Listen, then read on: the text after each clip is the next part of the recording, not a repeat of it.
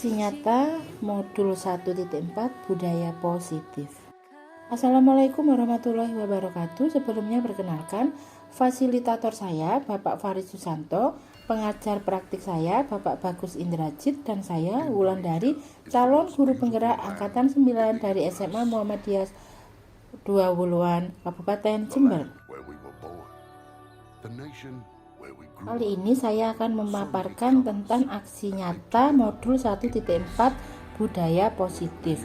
Sebelumnya ada penyebaran pemahaman kepada rekan-rekan guru di SMA swasta Muhammadiyah 2 Wuluan.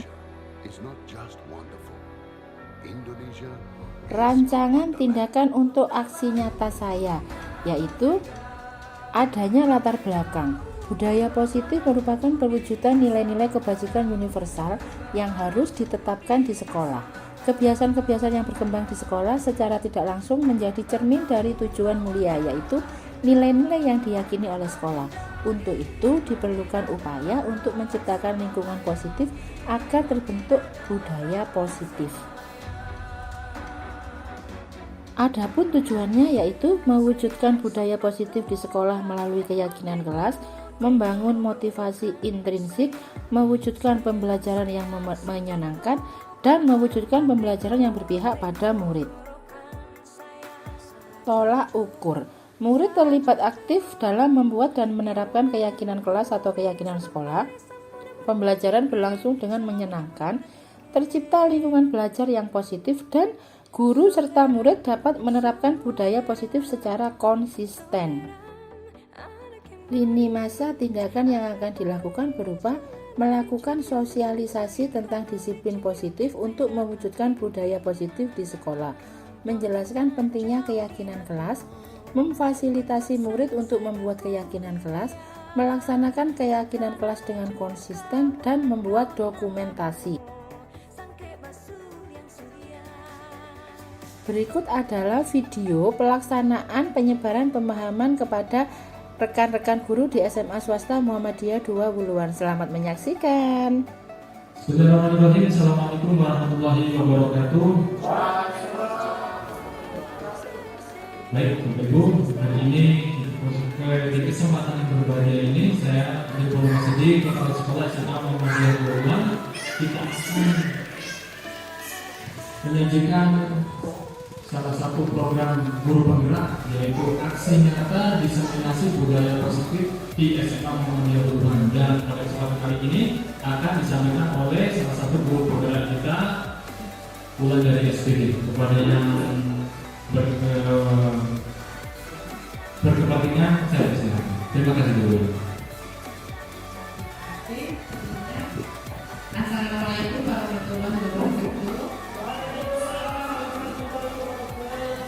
Sebelumnya saya sampaikan terima kasih kepada Bapak Sekolah SMA Muhammadiyah 2 Wuluan, Bapak Ali promosi di SPD, karena sudah memberikan izin kepada saya untuk menyampaikan diseminasi penerapan budaya positif di SMA Muhammadiyah 2 Wuluan, dan saya ucapkan terima kasih atas kehadiran teman-teman guru dan karyawan untuk menghadiri kegiatan diseminasi kali ini.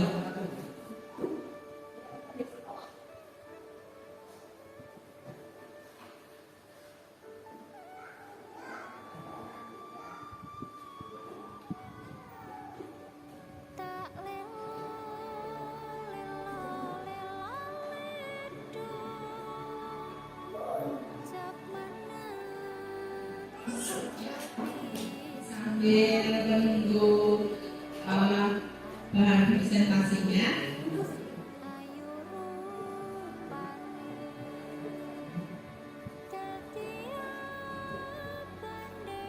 ya, kali ini saya akan menyampaikan pemahaman dan penerapan pemahaman budaya positif yang diterapkan di SMA Muhammadiyah 2 Wuluan.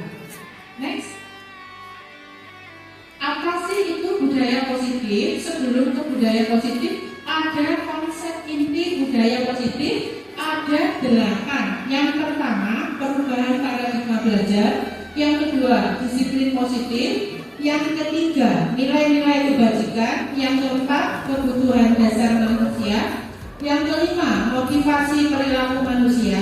Yang keenam, posisi kontrol guru. Yang ketujuh, keyakinan keras. Dan yang terakhir adalah segitiga restitusi. Pada kesempatan kali ini saya akan menyampaikan ke semuanya, namun akan lebih ditekankan pada posisi kontrol guru. Next. Yang pertama, pembelajaran dengan paradigma baru. Ini dikaitkan dengan profil pelajar Pancasila. Yang pertama, beriman betapa kepada Tuhan Yang Maha Esa dan berkala mulia. Kemudian berkebinekaan global, bergotong royong, kreatif, mandiri, dan bernalar kritis. Next. Mengubah paradigma stimulus respon ke pendekatan teori kontrol. Di sini ada dua tabel ya. Ada stimulus respon sama teori kontrol. Stimulus respon di sini adalah realita atau kegiatan yang kita hadirkan ada setiap hari. Misalkan kita di sekolah, pembelajaran di kelas itu kita nanti menggunakan stimulus respon sama teori kontrolnya.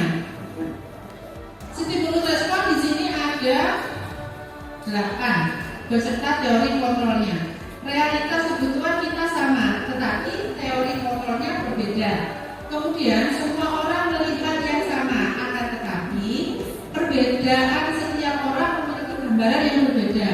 Kita mencoba mengubah agar orang berpandangan sama dengan kita. Faktanya atau teori kontrolnya, kita berusaha memahami pandangan orang lain tentang dunia. Perilaku buruk dilihat sebagai suatu kesalahan. Padahal menurut teori kontrol, semua perilaku memiliki tujuan.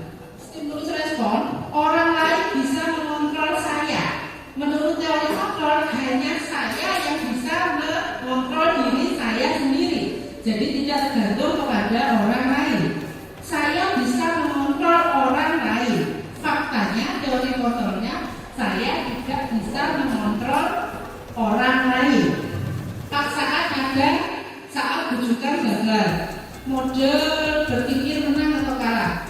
Next. Nah, di sini adalah disiplin positif. Disiplin positif itu berasal dari kata disiplina yang artinya belajar. Kemudian, apa sih disiplin positif? Disiplin positif merupakan salah satu penerapan disiplin yang bertujuan untuk menumbuhkan kesadaran serta memberdayakan murid tanpa imbalan penghargaan, ancaman atau hukuman. Nah, yang nanti akan saya sampaikan lebih lanjut adalah di ancaman atau hukuman, karena saya masih sering melakukan hal itu tanpa sadar karena sudah membudaya mungkin. Sebagai pendidik, tujuan kita adalah menciptakan murid yang memiliki disiplin diri sehingga mereka berperilaku mengacu pada nilai-nilai kebajikan universal. Apa sih nilai-nilai kebajikan universal itu? Jujur, bertanggung jawab, di situ tidak ada sebutkan, menghargai dan menghormati orang lain. Next.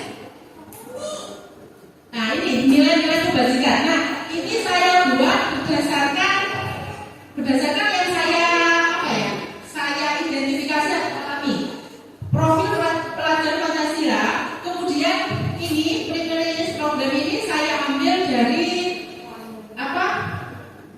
ada itu yang berkaitan sama keterampilan hidup yang ada di sini di sekolah kita. Dapat dipercaya. Lurus hati itu maksudnya berpegang teguh. Misalkan, ayo bolos ya hari ini nggak usah sekolah. Oh enggak, hari ini aku mau masuk sekolah karena hari ini waktunya sosiologi. Ayo nggak usah sekolah Jumat di sekolah, yuk sholat Jumat aja di luar. Padahal nggak sekolah, enggak, aku mau sholat Jumat di sekolah saja. Itu lurus hati. Pendengar yang aktif di sini, pendengar yang aktif itu bukan yang banyak bicara, memberikan respon tapi bersifat positif. Kemudian tidak merendahkan orang lain dan memberikan yang terbaik untuk diri kita sendiri. Selanjutnya, kebutuhan dasar manusia. Apa sih kebutuhan dasar manusia? Setiap manusia memiliki kebutuhan dasar. Dan ada 5 kebutuhan dasar manusia yang harus terpenuhi. Jika 5 kebutuhan dasar manusia terpenuhi, maka tidak ada namanya murid atau manusia yang tidak berguna. Selanjutnya, ini dia 5 5 kebutuhan dasar manusia, bertahan hidup, kemudian kasih sayang dan rasa diterima. Kalau kita sudah bisa bertahan hidup, kemudian kita sudah merasa disayangi, otomatis kita akan diterima keberadaannya. Penguasaan di sini adalah menguasai diri sendiri. Kebebasan di sini adalah maunya itu saenake dhewe, sakarepe dhewe. Sekarang ada pelajaran enggak usah dijawab, kosong aja seperti itu. Kesenangan di sini itu seperti anak-anak yang lagi ngetren di sekolah kita. Anak-anak waktu jam istirahat main kartu, main Uno, mereka senang, mereka bahagia. Berarti kebutuhan dasar siswa kita atau murid kita itu terpenuhi karena mereka bisa bermain Uno, bermain kartu. Kemudian selanjutnya motivasi perilaku manusia. Nah ini untuk menghindari ketidaknyamanan, untuk mendapatkan imbalan, atau untuk menjadi orang yang mereka inginkan dan menghargai diri sendiri dengan nilai-nilai yang dipercaya menurut dirinya sendiri baik. Selanjutnya, nah ini hukuman, konsekuensi, dan restitusi. Restitusi itu lebih ke penyelesaian masalah. Konsekuensi itu terencana, hukuman itu secara tidak langsung kita memberikan hukuman ke murid kita. Selanjutnya, nah ini 5 posisi kontrol. Menurut saya yang paling menarik adalah 5 posisi kontrol guru. 1 sebagai penghukum, 2 pemantau, 3 sebagai teman, 4 sebagai manajer. 2 membuat orang merasa bersalah. Nah, saya mau minta bantuan Bapak Ibu semuanya nih. Kita semua di sini mendidik kan nih. Ada pernah masuk di kelas dengan cerita yang berbeda-beda pengalaman mengajarnya. Saya minta jenengan semua tuliskan faktanya ya, bukan hoax berita bohong ya. Jenengan tuliskan, jenengan itu kalau di kelas di posisi yang apa? Monggo dituliskan nanti ditempel bareng-bareng ya.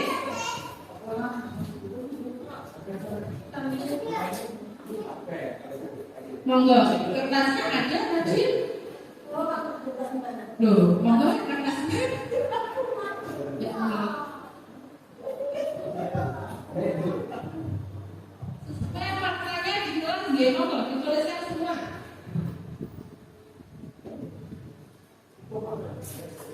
Sekali lagi ada penjelasan lebih tentang pengertian penghukum, membuat orang merasa bersalah, teman, pemantau atau manajer.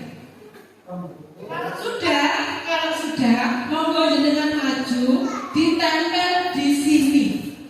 Biar ada gerak-gerak sedikit gitu ya. Jadi maju, tergerak, bergerak, menggerakkan. Itu adalah kata atau simbol guru penggerak. Semangat gak? Dimulai dengan putih, maju lebih dahulu, monggo yang lain.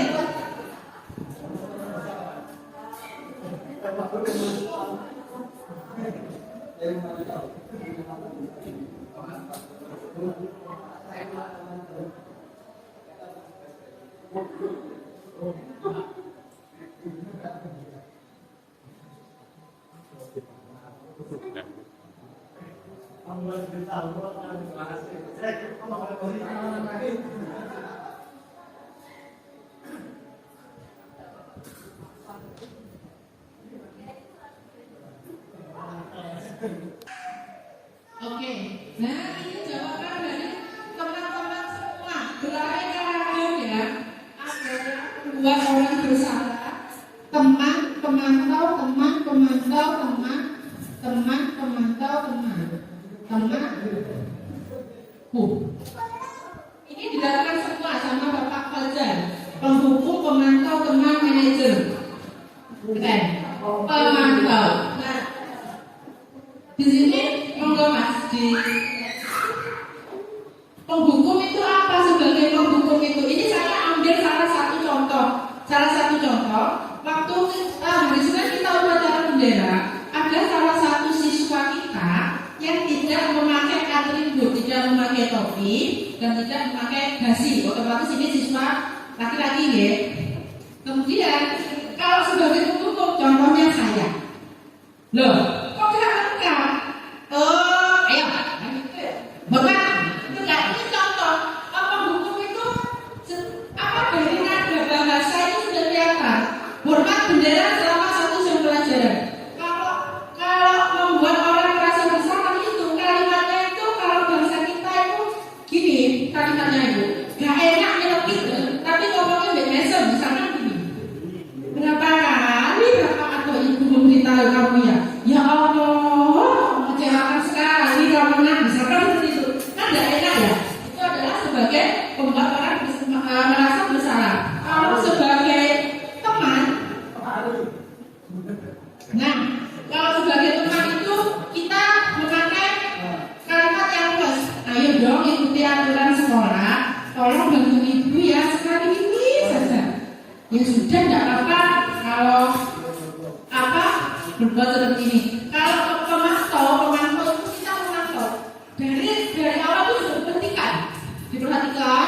Nanti kita langsung membuat kalimat kamu sudah melanggar peraturan sekolah. Kamu tahu konsekuensinya setelah selesai upacara. Kamu beli atribut ke koperasi dan jangan diulangi lagi. Ini tanpa memperhatikan psikisnya anak. Maksudnya, iya kalau SD itu siswa kita membawa uang atau sabu. Kalau tidak, ini tidak mau tahu. Pokoknya itu memantau saja. Yang terakhir adalah sebagai posisi manajer. Nah, manajer di sini, apakah kamu tahu kesalahan kamu? Kira-kira bagaimana kamu perbaiki kesalahan kamu?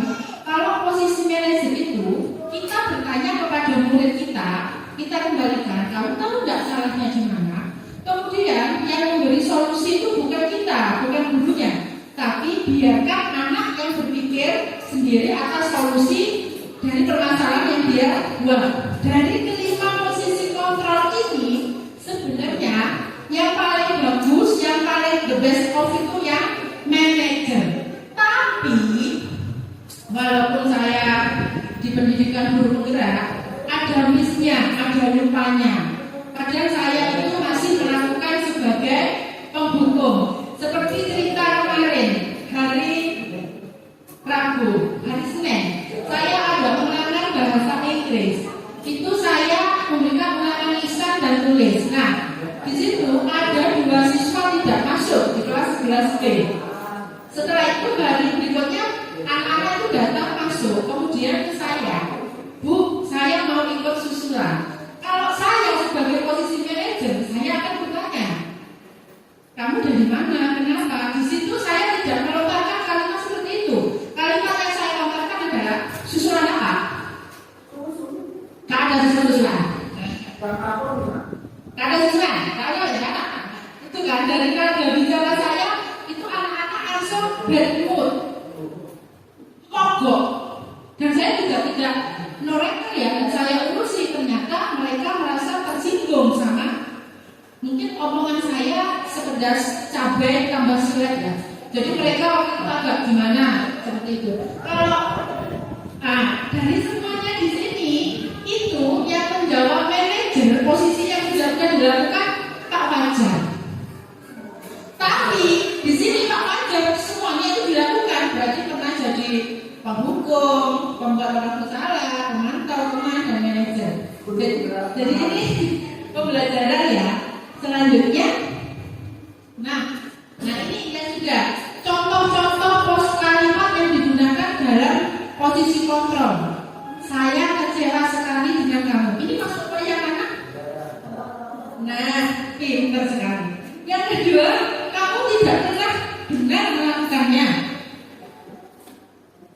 Ini kita kan gini, kok gede-gede teman gak bahasa Inggris kok 1 2 gak iso. Nah, seperti itu. Apa ini? Membuat orang merasa bersalah. Kemudian apa rencanamu untuk menyelesaikan masalah ini? Manajer 100 untuk hari ini. Selanjutnya, nah sebelum ke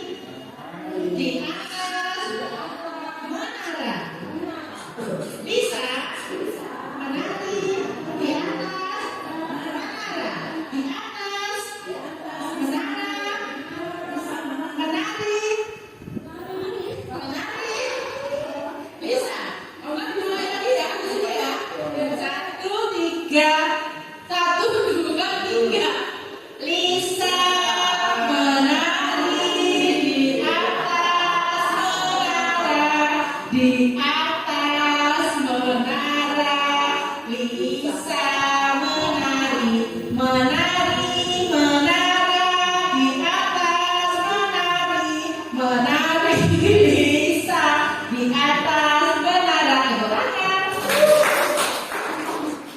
Belum ada konsentrasinya. Nah, ini ada lagi nih. Ayolah lakukan demi bapak atau ibu. Ini masuk ke posisi mana? Teman, kamu tidak pernah mendapat nilai jika tidak mengerjakan tugas. Paham betul? Selanjutnya, nah, dari keyakinan keras. Keyakinan keras ini adalah seperti peraturan keras, tetapi berbeda. Jika peraturan keras itu dibuat untuk mengikat, sudah ditentukan. Kalau keyakinan keras dibuat berdasarkan kesepakatan seluruh warga kelas.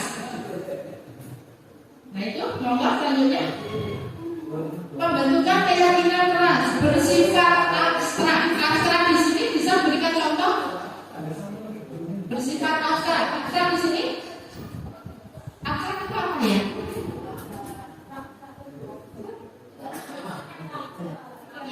Ya. Kemudian berupa pernyataan universal dibuat dalam pernyataan positif. Bedanya kalau di peraturan kelas itu boleh menggunakan kata tidak. Kalau di keyakinan kelas tidak boleh menggunakan kata tidak. Misalkan tidak boleh menggunakan HP, tidak boleh.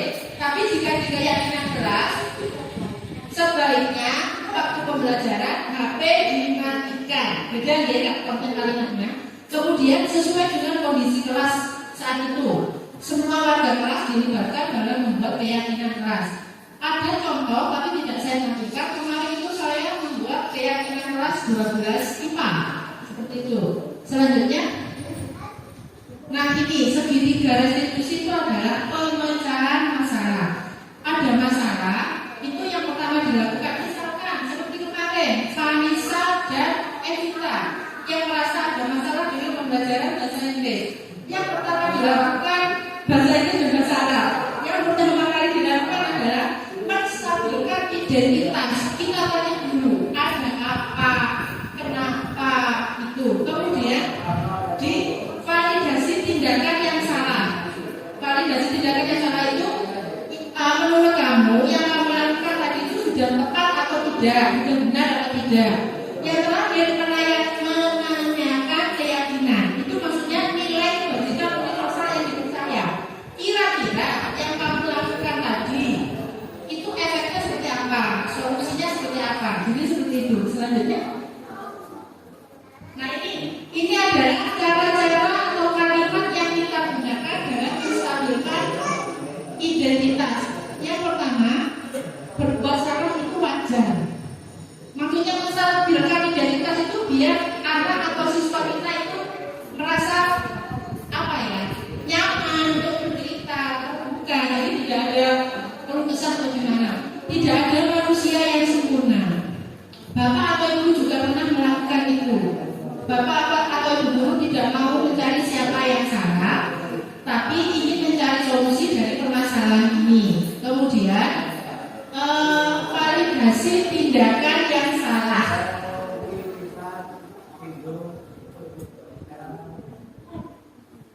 Validasi tindakan yang salah. Nah, validasi tindakan yang salah. Kita menanyakan alasannya kenapa melakukan perbuatan itu atau melanggar hal itu. Kamu pasti punya alasan mengapa melakukan hal itu. Padahal kamu bisa melakukan yang lebih buruk dari ini. Ini kalimat seperti apa ya? Itu anak itu berpikir, kamu melakukan lebih buruk dari ini bisa itu seperti biar kok saya diginikan seperti itu. Kamu patut bangga karena telah melindungi sesuatu yang penting. Ini misalnya membela temannya. Karena kamu melakukannya karena mempertahankan sesuatu yang penting. Yang terakhir adalah menanyakan keyakinan. Ini dikembalikan lagi kalau melanggar atau berbuat onar atau melakukan kesalahan di kelas, misalkan terlambat mengikuti pelajaran, terlambat masuk kelas, itu apa keyakinan kelas kita. Jadi kita kembalikan lagi dengan kesepakatan yang juga dibuat dibuat bersama tadi. Nilai apa yang telah disepakati? Seperti apa gambaran kelas ideal menurut kamu? Kamu mau jadi orang seperti apa? Itu adalah beberapa kalimat yang bisa digunakan dalam menanyakan keyakinan. Selanjutnya, nah di sini adalah contoh penerapan segitiga restitusi. Ini adalah video yang saya buat. Cuma tidak saya tunjukkan, ada di file lain. Operatornya tidak bisa mencari mungkin ya. Di situ adalah Fabian. Fabian adalah kelas 11B. Fabian jam saya tidur mulai jam saya awal masuk sampai habis. Tapi itu saya tanya, kenapa ngantuk? Cuci muka dulu ke belakang. Enggak bu. Loh, enggak apa-apa, masih enggak bu. Tapi dia tidur, tidak mematikan. Setelah itu umakai, apa itu umak bahasa Indonesia ya? Eker. Di barunya itu tidur, eker, geloso, yang kata itu pokoknya kan duduknya di depan ya. Jadi seperti itu. Terus pada jam saya mau habis itu saya panggil, ada apa? Katanya ngantuk karena semalam habis nonton, habis main game Korea. Moped apa enggak paham. Itu terus setelah itu saya beritahu dan beliau dan Fabian paham karena sudah melanggar kesepakatan kelas. Selanjutnya ini ada tapi tidak keluar. Penutup, lanjut penutup. Sebelum penutup, mungkin ada yang mau ditanyakan Bapak Ibu, monggo. Monggo, boleh bertanya, dibuka sesi diskusi. Oke, monggo.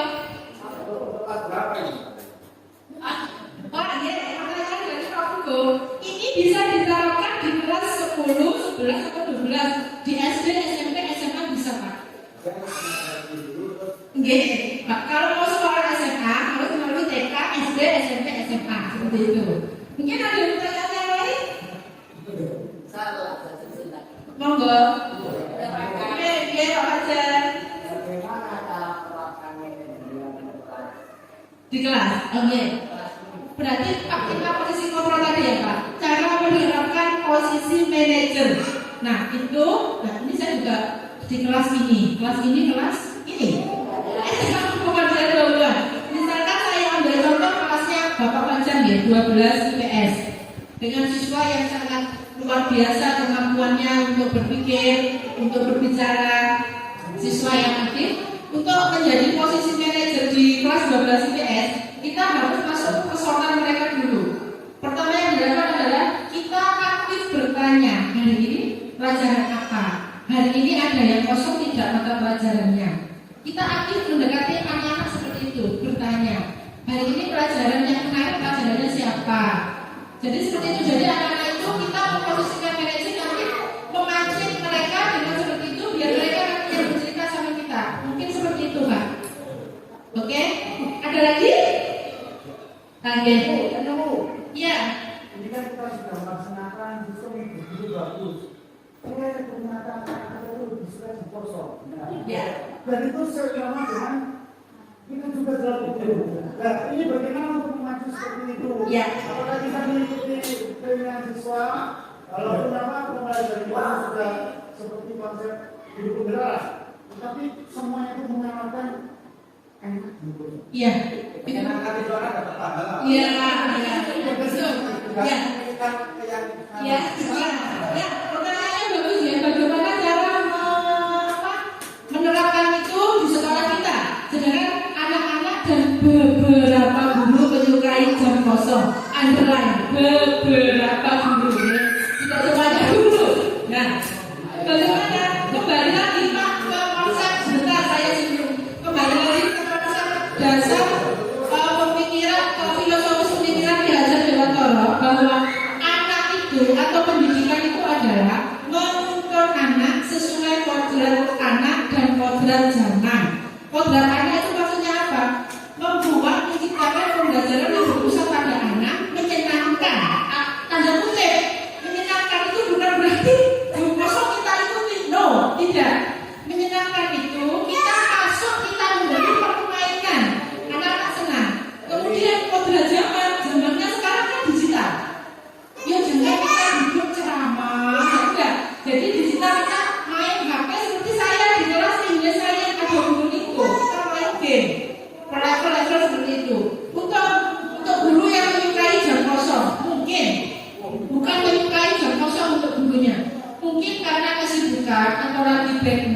ya tengkar sama suami atau istrinya, atau lagi ada di mana seperti itu, jadinya agak gimana? Mungkin seperti itu Pak Bayaki, gimana Pak Bay? Nah ini kita sudah sampai di penghujung acara di penutup ini. Semoga yang saya sampaikan tentang budaya positif atau disiplin positif bisa kita laksanakan atau bisa kita terapkan di sekolah tercinta SMA Muhammadiyah 20-an dengan berjalan dengan baik dan lancar, dan semua itu bisa tercipta dengan kolaborasi atau kerjasama dengan seluruh warga sekolah SMA Muhammadiyah 20-an. Saya rasa ini paparan singkat diseminasi aksi nyata saya di modul 1.4. Terima kasih atas waktunya. Wassalamualaikum warahmatullahi wabarakatuh. Salam bahagia. Diseminasi aksi nyata guru penggerak oleh Ibu Wulandari SPD.